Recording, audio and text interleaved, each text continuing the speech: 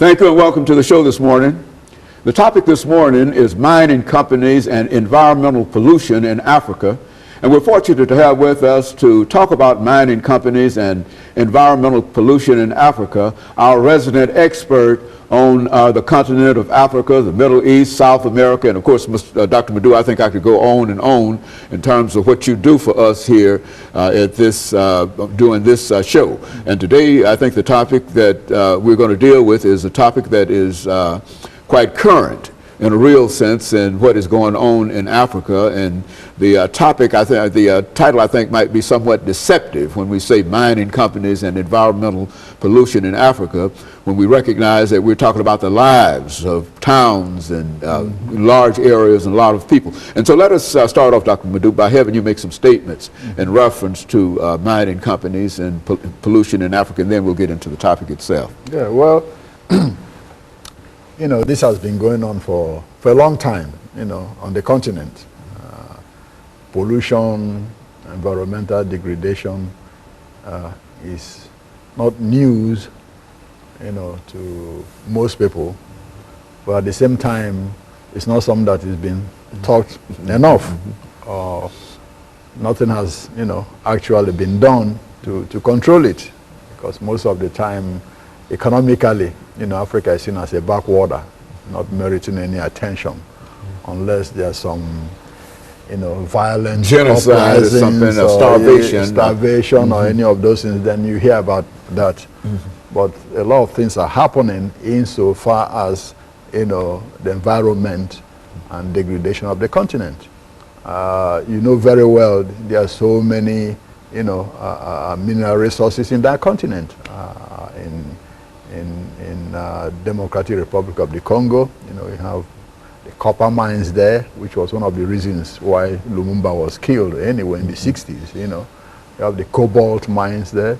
In Zambia, you have, you know, the lead mines and copper mines. In Nigeria, you have the, you know, oil fields. In Congo, Brazzaville, you have a lot of oils. In Gabon, a lot of oil. In Equatorial Guinea, a lot of oil. In Angola, a lot of oil. And Ghana has oil now and gold. South Africa, you have gold. You know, and on and on and on. Just filthy resources in a real sense. Exactly, filthy, you know, rich in terms of resources in the ground that's not even been exploited. The problem is when these minerals, you know, both mineral fuels, you know, which is petroleum, and solid minerals, you talk of copper, you know, lead, cobalt, and the rest, is that most of these minerals have, you know, chain negative reactions in the continent, even though, you know, they produce a lot of income, you know, for the citizens of the various countries. But what you find is that most of them are unregulated. And even when they are regulated, you know, still it falls far short of what you have in the Western democracies. Let's take, for example, Nigeria. Let's start from Nigeria.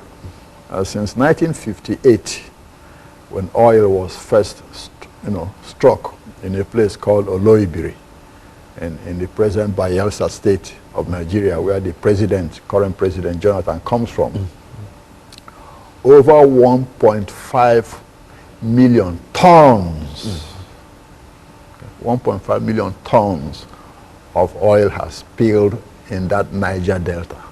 50 times more than the Exxon Valdez. Now you know, multiply it, you know what I'm talking about. Over 1.5 million tons of oil has spilled. Yes, in the Niger Delta alone of Nigeria. In fact, it's one of the 5 most polluted places in the world. 20 million people have their livelihood destroyed because of what is happening in that place. Over 20 million people.